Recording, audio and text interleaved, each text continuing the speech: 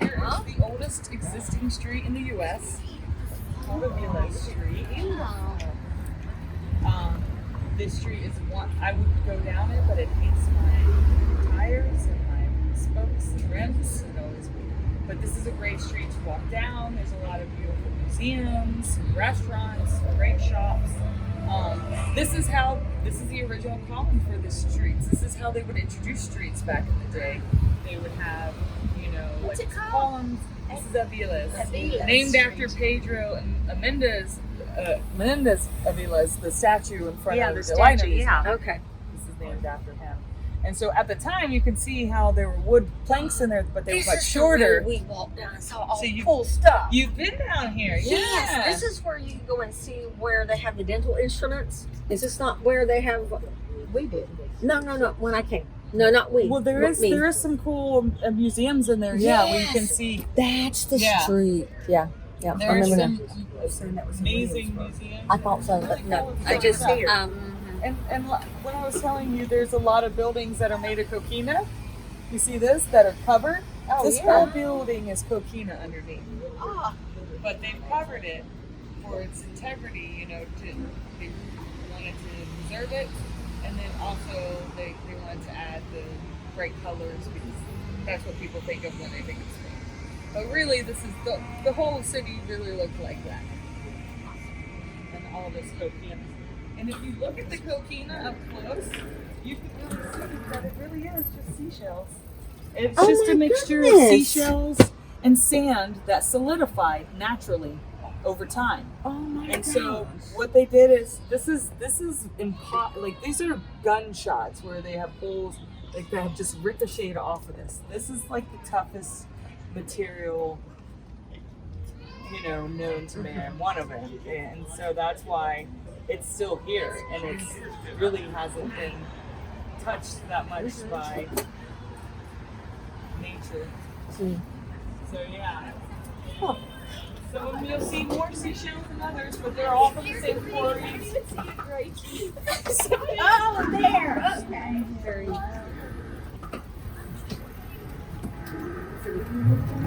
He came here before Christopher Columbus and landed down where the Fountain of Youth is, which is a little bit north of us. It was an area that the Native Americans swore that gave you youth when you drink that water. So he really believed in it. He decided that's where he wanted to live, and when he died, that's where he was buried. Yeah, he really fell in love with Florida. Folklore out here. So this is the White Room. It's one of the top places to get married in the U.S. We have 3 different locations at one time. You can have 3 weddings going on. Oh, you're my way, your way. Go see White's wonderful place. Isn't this pretty? It's gorgeous, isn't it? Oh, that. Oh, look at how much shampoo is beautiful. Smell. Yeah. So this is all coquina. Wonderful artist in St. Augustine.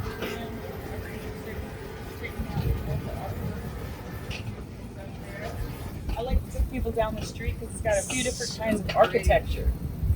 We had a lot of fires, and so buildings that were not built out of coquina burned down, and the ones that were stayed. These are 2 Victorian houses. They're both like 1894 circa. And then you have it right next to the Spanish hacienda, which is made all of coquina. And this would have been the 1700s, more like 1780. So you see the difference, and they have the big windows, the big porches. This was a time during lawlessness here. So when it switched hands from the Spanish to the English, and the English had this as their territory for 20 years, there was a period of lawlessness because there was really no definition of like who was in charge. And So people just went nuts. Like the government is now. Yeah, exactly. People were going nuts too. It's true. Like they're looting looting now, and like going into TJ Maxx and just taking stuff. That's what it was like. So people did not want, if you had money and you were wealthy, and especially if you were a high-ranking officer, which a lot of people were here because this was a military city, you had to have protection. So you would see small windows to the outside in, right? Most of the, they would have big porches on the top, away from anybody could get up. Nobody could get up there. They could watch down, always hear, like anything going out. And then these big, thick walls. Everything was delivered. You would have your groceries delivered. You would have your garbage picked up. And when they would open that, they would have a key.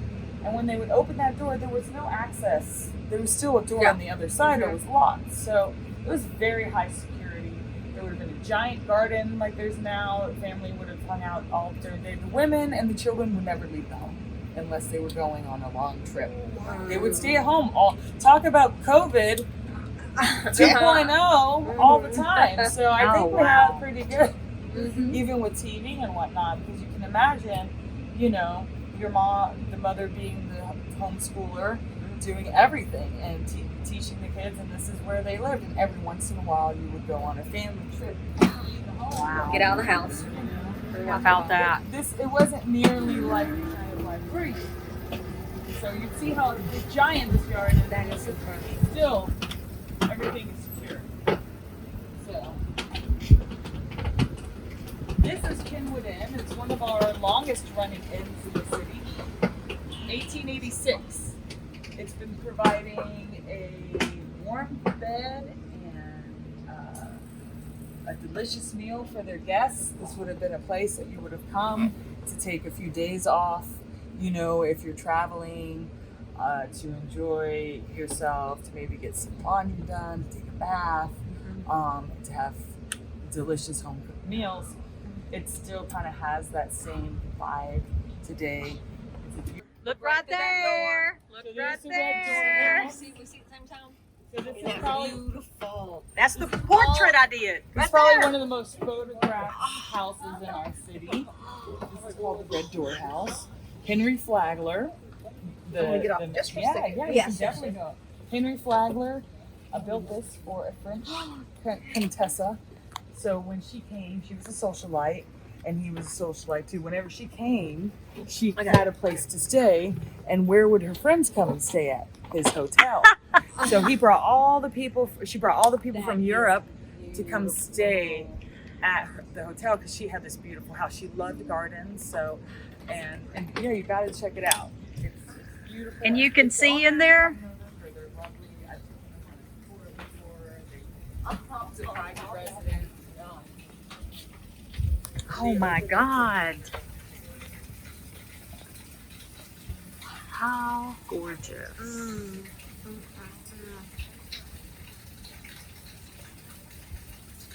Breathtaking.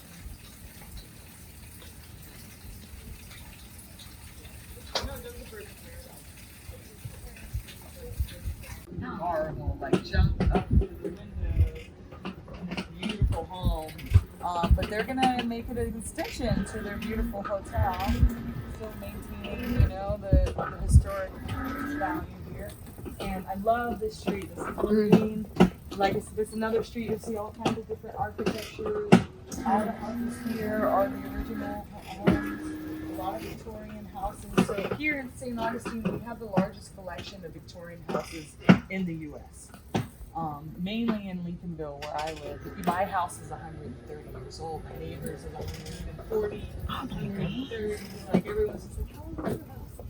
This is the Marin House. I love the Marin House because they haven't really done much to it, so you get to see after all the time, and weather, how it's still held together. So this reminds me of, New Orleans. A lot of buildings look like this. This is what a lot of the city would probably look like if we didn't spruce it up. So, but this one, they keep it built 1791 to 1799.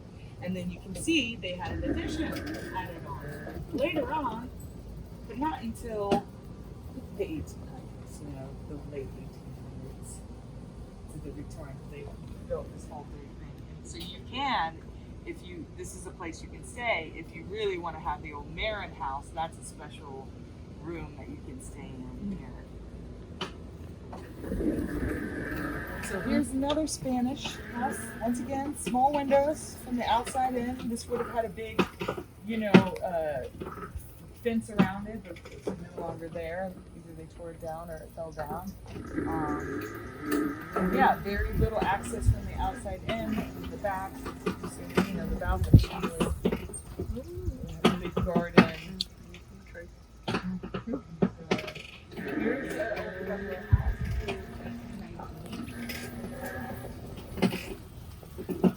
And this is what it would have looked like, with the big wooden bars here to keep people from coming into your home. Now, most of these homes here are all private residents. So, I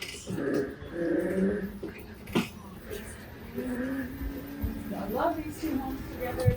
These two homes are built at the same time. This one has just been redone. They've redone it in all the, standards of all the homes. So they've used all the materials that would have been used when it was built. They'll have a lot of houses on this neighborhood where there's two houses in one actual lot because the lot is so big. Like this house is massive because this goes so far ahead. And this has been done maybe for a year and a half and nobody's lived here.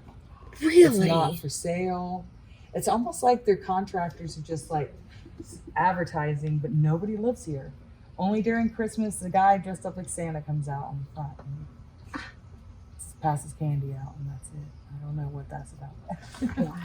Here you can see all the water lines and all the storms and floods that we've had. Tells the times. I think 2015 was the last big flood that we had here. And it was flooded for quite a while in the city. And so you'll see a lot of people who have bought these homes have lifted them up now or got them higher because of these issues. This would have been a newer wall that they got old crushed coquina. There's probably a wall that was here that somehow is no longer together, and so they used that to remake the wall. I love that old floor. And this one's 1830, this house.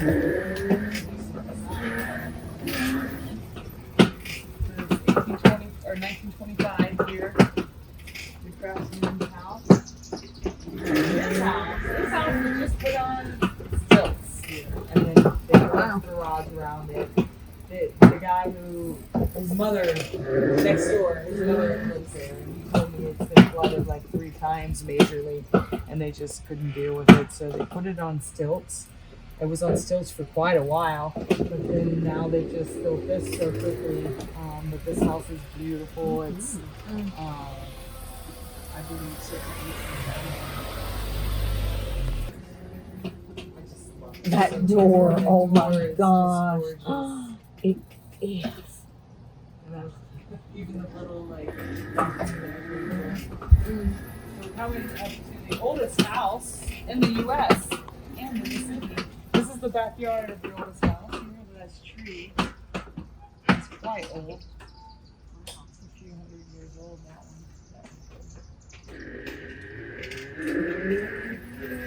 Some houses that were built in the 1700s. But the oldest house, they say, was built in 1650.